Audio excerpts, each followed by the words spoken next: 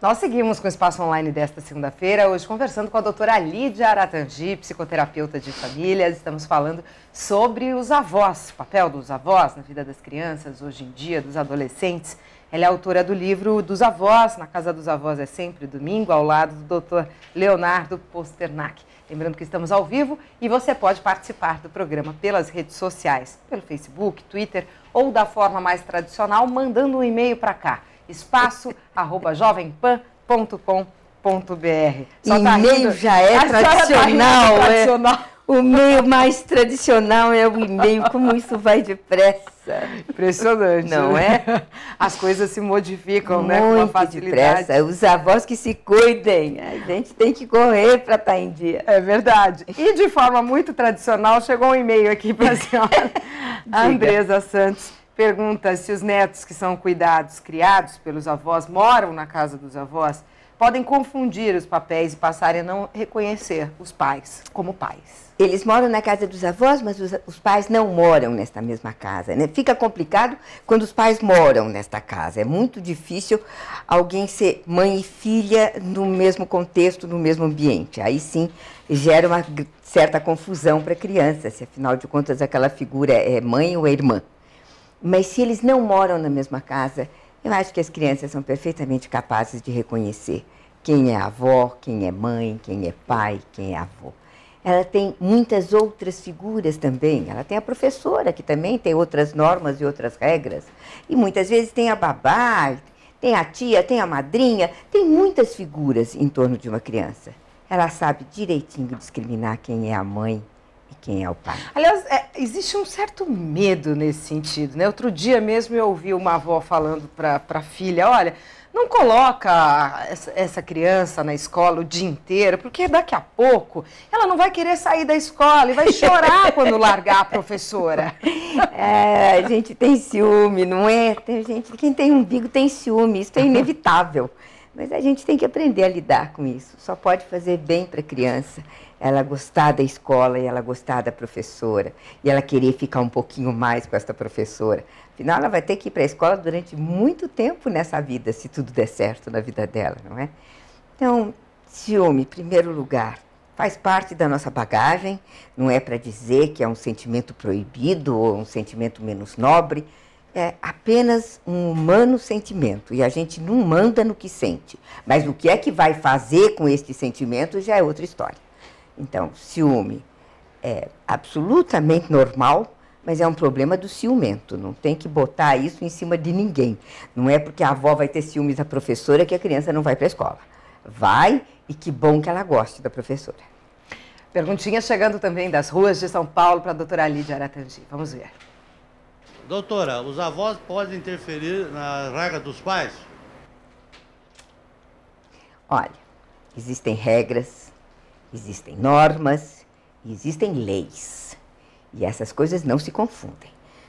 Uma criança, por exemplo, que é alérgica a uma determinada substância, a algum alimento, não pode comer este alimento. Isto é uma lei que não pode ser transgredida. Existem regras. Horário de banho, horário de refeição.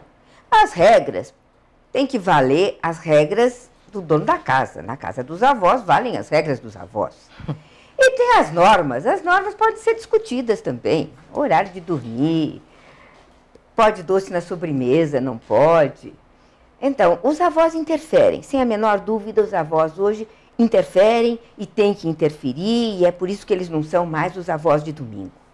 Os limites têm que ser colocados, porque se as crianças estão tanto tempo na casa desses avós, se os limites não estiverem claros e respeitados, vai ser impossível esta convivência.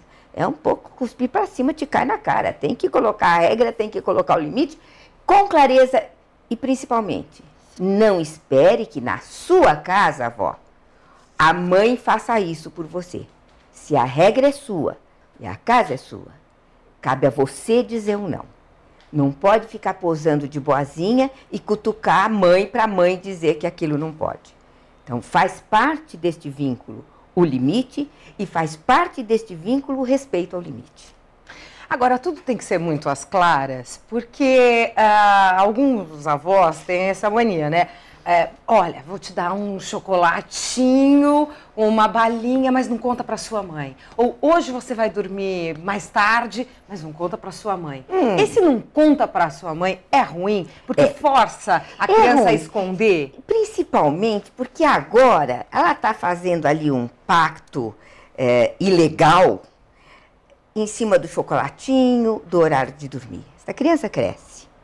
E se tiver ali este hábito de um pacto contra os pais ou a despeito dos pais, ele vai ficar cada vez mais sério. O tipo de proposta que a criança vai levar para a avó, o tipo de conluio que essa criança vai esperar, vão ficando mais complicados. Agora é o horário de dormir, depois pode ser a balada, que horas vai chegar da balada, depois pode ser, agora é o docinho, depois pode ser um drinkzinho, uma cerveja, um vinho, enfim.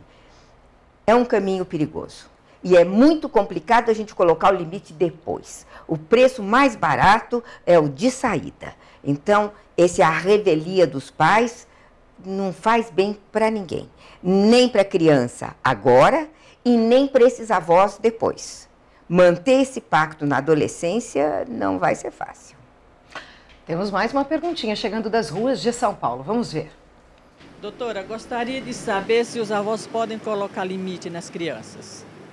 Eu acho que eu até já respondi, né? Não só podem, como devem, como realmente é inevitável que coloquem. Olha, nós estamos conversando hoje com a doutora Lídia Aratangi, psicoterapeuta de família, sobre o papel dos avós na vida das crianças hoje em dia. E você pode mandar para cá também sua pergunta, o seu comentário. Estamos nas redes sociais, no Facebook, a nossa página Jovem Pan Online, pelo Twitter, @portal Jovem Pan, ou você escreve uma mensagem por e-mail, espaço@jovempan.com.br. Qual foi a fase mais difícil na elaboração desse livro de vocês, doutora Lídia? Você sabe que elaborar esse livro foi uma festa. Realmente, nós tínhamos um encontro uma manhã por semana e era a hora do recreio. O que a gente levantava de lembranças dos nossos avós, o que a gente contava um para o outro dos netos. Escrever esse livro foi muito divertido. A parte mais difícil, a bem da verdade, foi depois ter que cortar porque não ia caber, foi ajustar, foi encontrar o lugar do avô. O avô foi um complicador para este livro. Nós chegamos a pensar em fazer um outro livro. Esse seria da avó e a gente ia fazer outro livro só para o avô. E aí, sabe o que nós descobrimos? Que o avô não se sustentava sem a avó. Assim como... Agora, acho que isso até está mudando, a relação do pai com os filhos durante muitas gerações se fazia só através da mãe. Agora parece que esse vínculo está começando a ser feito diretamente, com grandes vantagens para todos os envolvidos. O avô ainda tem a receita de um pai antigo. O avô dele provavelmente ele não conheceu, mas o modelo de avô que ele usa é o modelo de avô que o pai dele foi. Então, era muito distante da criança. Era uma relação que se fazia mediada pela avó. Então, foi uma complicação a gente encontrar o lugar do avô. Mas encontramos. Para isso, estava ali o Leonardo, com a sua recente experiência de avô. Isso foi utilíssimo, a gente acabou achando, sim. Daqui a pouco a gente fala ainda mais sobre essa obra e sobre o papel dos avós na vida das crianças com a doutora Lídia Aratangi. Daqui a pouco tem mais um bloco. Até já.